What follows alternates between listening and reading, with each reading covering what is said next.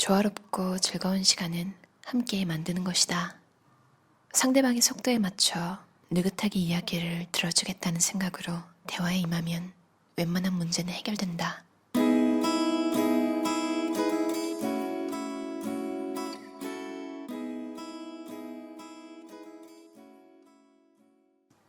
어떻게 하면 좋은 느낌의 대화를 나눌 수 있을까?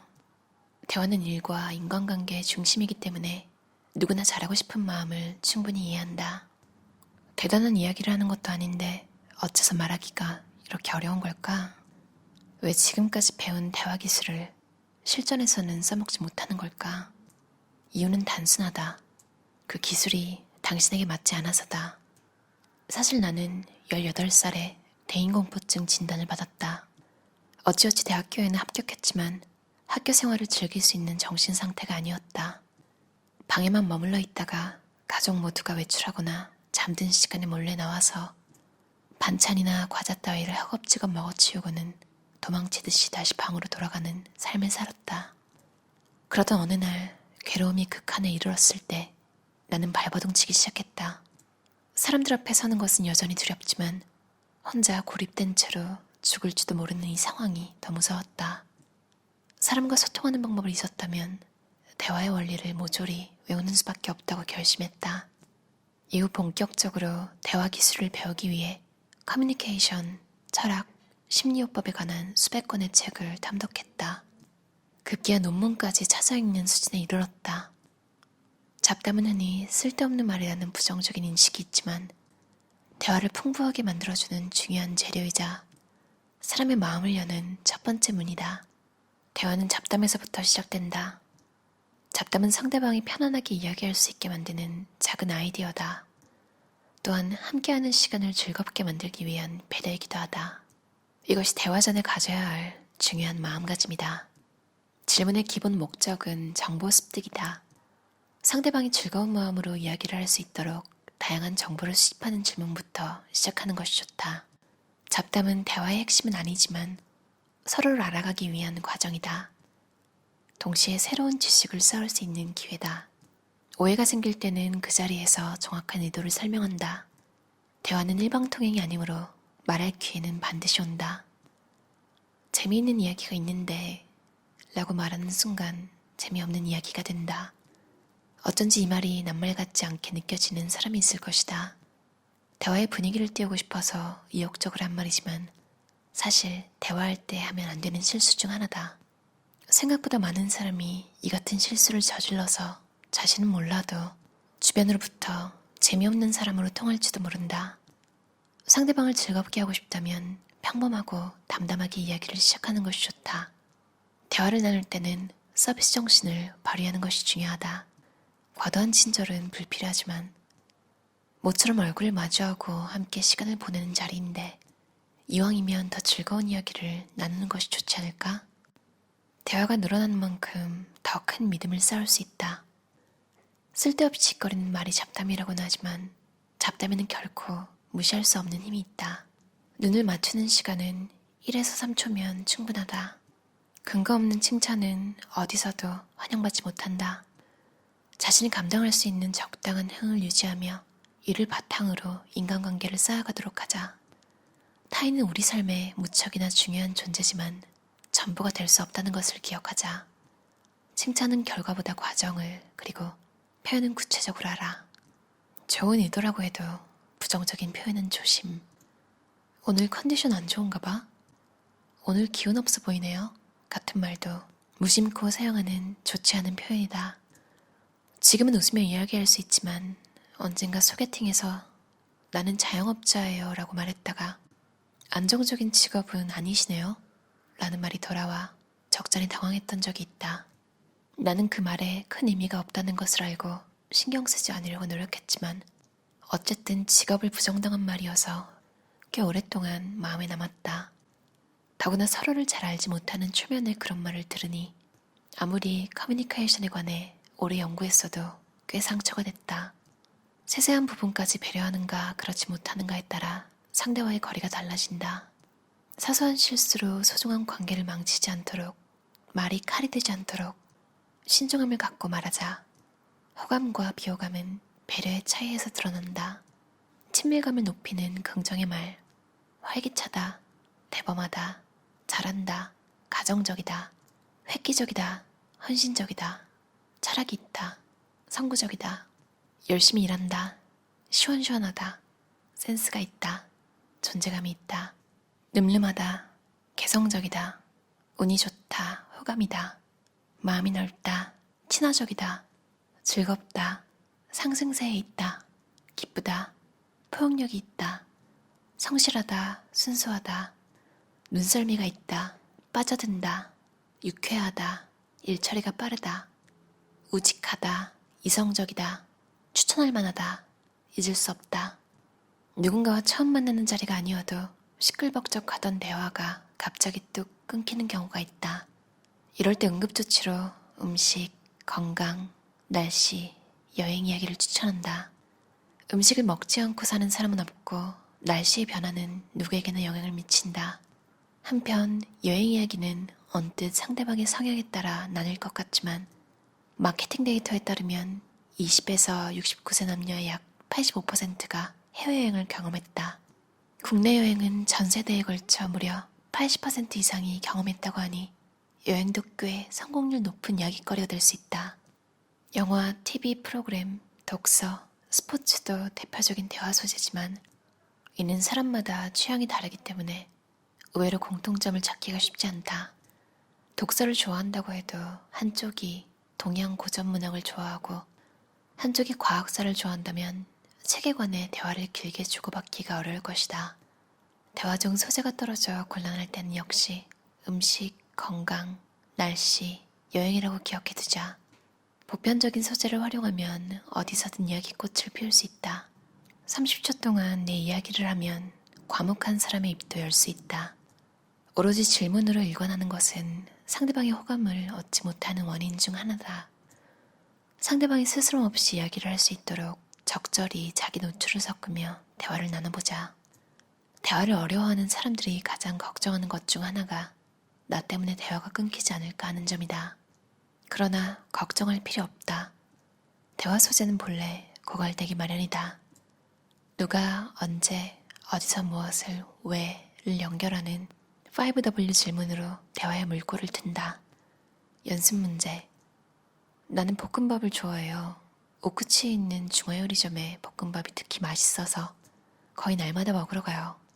예시. 주로 몇 시에 가세요? 오크치가 어디쯤에 있나요? 함께 가는 사람이 있나요? 대화의 흐름이 끊겼을 때는 한두 단계 전의 이야기로 돌아가 화제를 전환한다. 스스로에게 질문하는 습관을 들이면 대화 실력이 쑥쑥 자란다. 대화는 균형 잡힌 맛있는 밥상을 차리는 것과 같다. 조화롭고 즐거운 시간은 함께 만드는 것이다. 한 가지 기술을 연속으로 사용해도 좋은 것은 최대 2번까지라는 점을 명심하자. 급행열차가 아닌 완행열차에 올라탄 느낌으로 차분하게 대화를 나눠보자. 가능한 한 여유로운 리듬을 유지하는 것이 좋다. 대화할 때는 서두를 필요가 전혀 없다. 상대방의 속도에 맞춰 느긋하게 이야기를 들어주겠다는 생각으로 대화에 임하면 웬만한 문제는 해결된다. 그러면 어느새 두 사람의 파장이 일치하면서 편안한 분위기가 만들어질 것이다. 소극적인 사람에게는 꼬치꼬치 캐묻지 않기, 넘치는 활력으로 너도 나처럼 해봐 라는 식으로 말하는 사람을 종종 보게 된다. 기운 좀 내. 안 답답하냐? 말 좀 해봐. 기왕 사는 거 신나게 사는 거야. 그러나 이는 감정의 갑질이다. 회식 자리에서 술을 강요당한 것도 힘들지만 감정을 강요당하는 것도 이만저만 괴로운 일이 아니다. 사람은 저마다 성격과 에너지 레벨이 다르다. 배려는 대화에서 가장 중요한 덕목이다. 다음 2가지 규칙만 명심한다면 앞서 소개한 기술들을 잘 활용할 수 있을 것이다. 상대방을 존중한다. 기대치를 낮춘다. 대화는 서로가 즐거운 시간을 보내기 위한 것이다. 사람은 타인의 말에 쉽게 상처받는다. 즐겁게 이야기를 나눈 것으로 족하다라는 정도로 대화 자리에 임하는 것이 바람직하다. 절대 서두를 필요가 없다. 먼저 마음이 통하면 말도 잘하게 된다. 어떠셨나요? 가와시마 다스시 저자의 어색해서 무슨 말을 해야 할지 모르겠어 라는 책이었어요. 예문 아카이브 출판사에서 나온 책이고요. 이 책 보고 여러 가지 생각이 났어요. 그러니까 어색함. 이게 심하다가 나이가 들수록 좀 나아지잖아요. 이게 왜 그러냐면 뭔가 좀 패턴을 습득한 거죠. 그러니까 다양한 상황에 노출되면서 좀 노하우가 생긴 것 같아요. 어쩌다 보면 이제 그 어색함 초창기에 진짜 어색하게 살 때의 모습을 가끔 누군가에서 보면 안타깝죠. 사실 이것도 배울 수 있는 거잖아요. 뭐 그 사람이랑 24시간 대화를 해야 되는 거 아니니까. 그러니까 기본적인 사회생활 할 때 필요한 정도? 그 정도만 하면 사실 문제가 없다고 보거든요. 가끔 이것조차 안 될 때, 혹은 그런 사람들을 볼 때 안타까우면서도 오래 알던 사이가 아니라면 굳이 또 다가가고 싶지 않은 그런 느낌 있잖아요. 피곤할 것 같아서 나만 얘기를 해야 될 것 같고, 그래도 누군가는 나를 이렇게 볼 수도 있겠죠. 아무튼 우리한테 별로 상관이 없는 사람이 그렇게 보면 상관없는데, 친해지고 싶은 사람한테 그런 모습으로 보이면 되게 슬프잖아요. 그래서 이런 걸 좀 배워놔야 하는 것 같아요. 타고난 사람이 있다고는 하지만 사실 그 사람들의 가족을 보면 가족들이 웃겨요. 그러니까 대화가 항상 일어나는 환경이고 그걸 자연스럽게 배운 거라서 그렇잖아요. 농담 좋아하는 친구 부모님을 우연히 보게 되면 그 부모님은 더한 농담을, 그러니까 농담의 고수가 집에 있었던 거죠. 친구는 그냥 자연스럽게 배운 거고. 근데 가정에서 많이 배운다고 해서 가정을 바꿀 순 없잖아요. 나 저 집이 더 재밌는 것 같아. 내일부터 입양 갈래. 잘 지내. 이러고 집을 나올 순 없잖아요. 그 집에서도 안 받아줄 거고. 어쩔 수 없죠. 따로 배워야죠. 그럴 때 이런 책이 되게 도움되는 것 같아요. 누군가 이렇게 열심히 배워놓은 걸 책 한 권으로 방에 머물러 있다가 가족이 집에 없을 때만 부엌에 나와서 먹는 그 심정이 어땠을지 상상을 하니까 약간 가늠이 안 돼요. 그랬던 분도 바닥을 딱 찍고 나서 커뮤니케이션 전문가가 됐잖아요.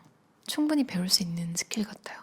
이게 또 악순환이 되기도 하거든요. 어떻게 대화를 이끌어 나갈지 마음속에 뭔가 확신이 없으면 그 자신감이 없어서 또 쭈글해져가지고 계속 더 나빠지는 거죠. 어떤 분들은 이거 너무 인위적인 거 아니냐 이런 스킬을 배우다니, 아까도 말했지만 그 자연스럽다는 그 사람들조차 잘하면서 누군가한테 배운 거잖아요. 내가 태어나면서 진짜 아무도 옆에 없는데 혼자 웃기는 사람으로 자라고 이러진 않으니까 다른 많은 스킬과 비슷하게 환경이 안 되면 책으로 배우는 거 저는 적극 추천드려요. 저도 많이 나아진 거고요. 아직도 어색합니다. 그리고 책 보는데 슬펐어요. 이런 친구 만난 적 있어가지고 진짜 재밌는 일이 있었어. 이렇게 시작하면 10중 8구 재미없잖아요. 그래도 이런 친구들의 특징은 할 말이 없을 때 정적이 흐르면 너무 솔직하다고 해야 되나요? 할 말이 없어. 이렇게 말해버리더라고요. 그러니까 이게 왜 안 좋냐면 상대방 입장에서는 뭐라도 막 해보려고 머릿속으로 생각을 하고 있는데 할 말이 없어. 이런 말을 내뱉을 수 있는 정도로 내가 이 사람한테 안 중요한 느낌이 드는 거예요. 왜냐면 할 말이 없는 상황은 지금 둘 다 같이 겪고 있고 뭐라도 막 생각을 하려고 하고 있는데 이 사람은 포기한 거예요. 그리고 그걸 밖으로 낼 수 있는 친한 거랑은 좀 다르다고 봐요. 직장 상사나 그러니까 뭔가 누군가 신경 쓰는 사람한테는 할 말이 없다 이런 얘기 안 하잖아요. 아무래도 어색한 사람을 피하는 이유가 이건 것 같아요. 상처받기 싫어서. 저도 좀 다른 사람한테 불편함을 주기 싫어서 대화법이나 이런 책을 읽은 것 같아요. 사람을 아예 안 만나고 살 순 없잖아요. 그리고 이왕 만날 거면 좋게 대화하고 헤어지고 싶고, 그래서 세상에 너무 많은 모르는 것들이 있는 것 같아요. 유연하게 대처하기가 힘들면 이렇게 각 분야에 맞는 매뉴얼을 읽는 것도 좋은 것 같아요.